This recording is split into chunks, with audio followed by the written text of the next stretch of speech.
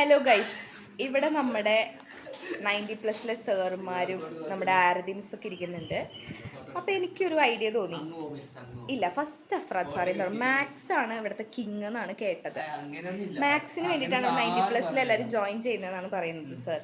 അപ്പോൾ എനിക്കൊരു കാര്യം കാണണം. ഓക്കെ, സാറിൻ്റെ ഫേസ്ബുക്കിലെ ഫസ്റ്റ് പോസ്റ്റ് എന്തായിരുന്നു? അല്ല, അത് പറ്റില്ല. ഏറ്റവും ഫസ്റ്റ് പോസ്റ്റ് കണ്ടോ? കള്ളനാണ് ഗൈസ് അഫ്രാദ് സാർ.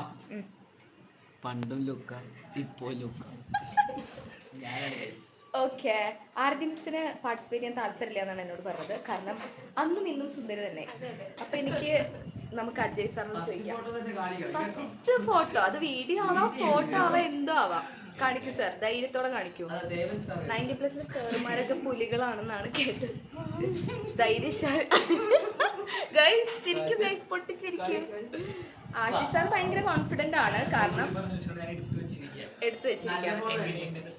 ഓ, അന്നേ മറ്റേ വായൊക്കെ പൊത്തിയിട്ടുള്ള എസ്തെറ്റിക് പോസ് ആണ്. എഡിറ്റിംഗ് കൊള്ളാം. ആ ബാക്ക്ഗ്രൗണ്ടില് പച്ച. ഓ വാവ്. അബ്ദു സാർ FB ഇല്ലാന്ന് മാത്രം പറയരുത്. FB ഉണ്ട്, പക്ഷെ ഞാൻ FB ഒഴിവാക്കിയത് ലോങ് സ്റ്റോറിയാണ്. അയ്യോ, ആ സ്റ്റോറി പറയാനുള്ള സമയമില്ല. അതെ, അത് അടുത്ത പാർട്ടാക്കിട്ടിടാം. ഇതാണോ ഇൻസ്റ്റാഗ്രാം ആണോ ഫസ്റ്റ് പോസ്റ്റ്? ഞാൻ ഡൽഹി ജാമിയ മില്ലയിൽ പഠിക്കുന്ന അടുത്തത്